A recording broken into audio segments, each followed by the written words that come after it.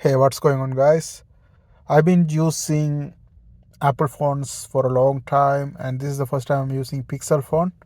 And here I'm going to show you how to add stops for Google Maps, because in Pixel you can only use Google Maps, you cannot use the Apple Map. I was using Apple Map for driving and stuff. One of the best function in Apple Maps is you can add stops.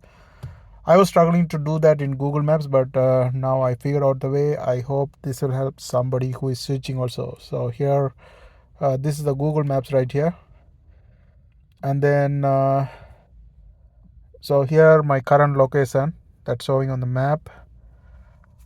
Then to use a destination, let's say I'm putting some RBC bank or anything.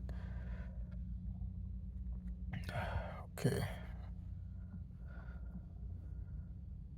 RBC bank. Oh, I don't know why it automatically goes there, but you can always search, like just use the search bar to look for something.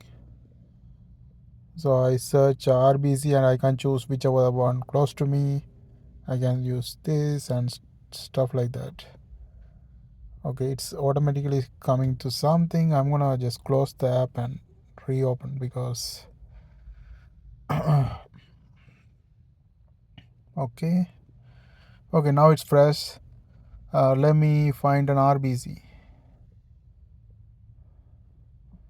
Okay, now I'm seeing the locations of RBC. I can select whichever the one I want. So in the map I see an RBC here, so I click this one, directions, and it shows up here. Okay, now I want to add a new stop. For that I click the triple dot right here on the top and then add stop, and then here I let's say I want to use a TD Bank.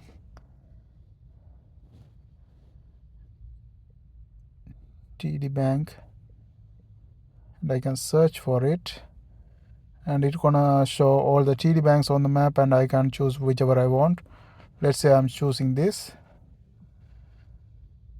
Okay, now I have the RBC bank and the TD bank. So now I can plan my trip. Like if I go to RBC bank and TD bank, like if I do the Apple Map, it shows the timing as well. Like if I go to this one to this, how long it takes. But for this one, it's not showing. Maybe there's an option to see that, but I'm not sure yet. So you can reorder this. So currently, my first destination is TD Bank, and the second one is RBC Bank. I can switch that one to first by dragging it and put it on top. So now my first destination is going to be RBC Bank, and the second one is TD Bank. Like that. I think you can keep on adding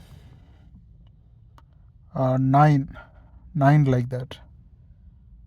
So that's how you use Google Map. And compared to Apple Map and Google Map, one of the thing I don't see in Google Map is that Apple Map show the time. Like if I go to here and there, how much total time it will take. But the Google Map is not showing. I don't know why. But compared to that, Apple Map seems better. What's your opinion? Put it in the comment section. See you guys later.